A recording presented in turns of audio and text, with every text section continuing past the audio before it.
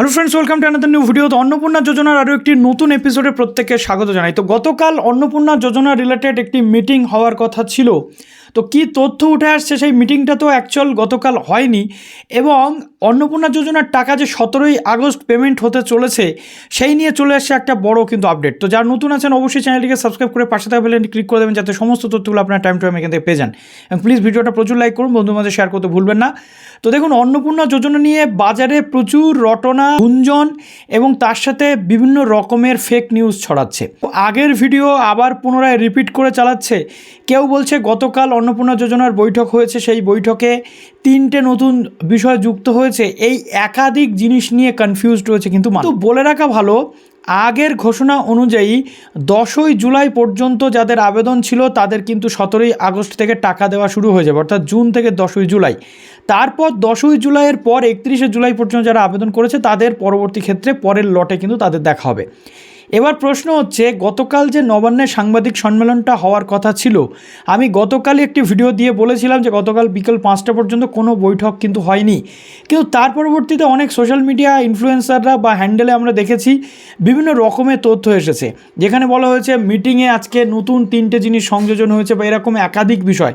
কিন্তু আলটিমেটলি আমি আপনাদেরকে মেক শিওর করে দিই কি গতকাল কোনো মিটিং কিন্তু নবান্ন থেকে হয়নি। আর এর আগে মুখ্যমন্ত্রী যে বক্তব্য রেখেছিলেন সেই জায়গাটা এখনও আছে। নতুন করে কোনো কিছু নবান্নর বৈঠক বা কোনো কিছু হয়ে সেখানে চেঞ্জ হয়নি। এখন প্রশ্ন হচ্ছে, তাহলে এই যে সমস্যাগুলো, এই সমস্যাগুলো অ্যাকচুয়াল এর সমাধানটা কি?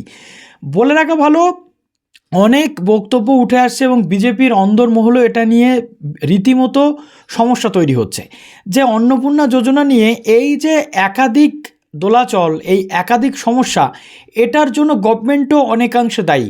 গভর্নমেন্ট এই প্রজেক্টটাকে লাস্ট 3 মাস ধরে অনেক সুষ্ঠুভাবে পরিচালনা করতে পারত, কিন্তু তারা সেই প্রসেসটাই মেনটেন করতে পারেনি। সব মিলিয়ে ঘেটে একেবারে ল্যাজে গোবরে পরিস্থিতি। বলে রাখা ভালো, এই নিয়ে দলের মধ্যেও কিন্তু বিভিন্ন রকমের কোন্দল তৈরি হচ্ছে।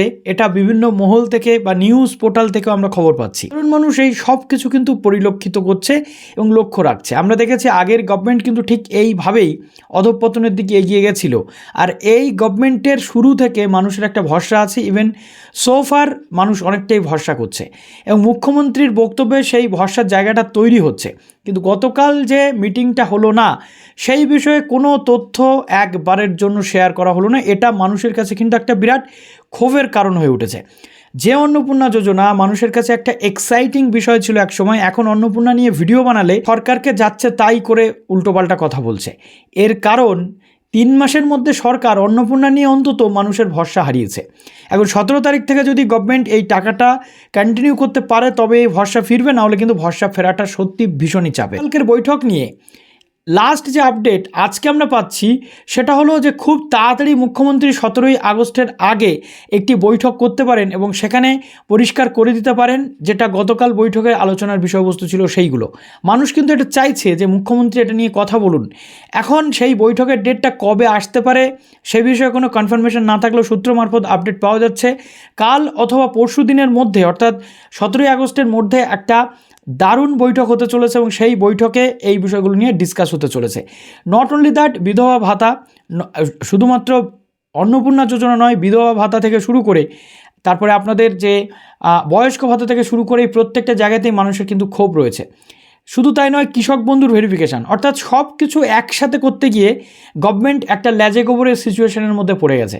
এখন এখান থেকে কি করে বেরোবে সেই পথটা কিন্তু গভর্নমেন্টকে বাতলাতে হবে, না হলে মানুষ গভর্নমেন্টকে কিন্তু সেই ভালোবাসার জায়গাতে আর দেখছে না।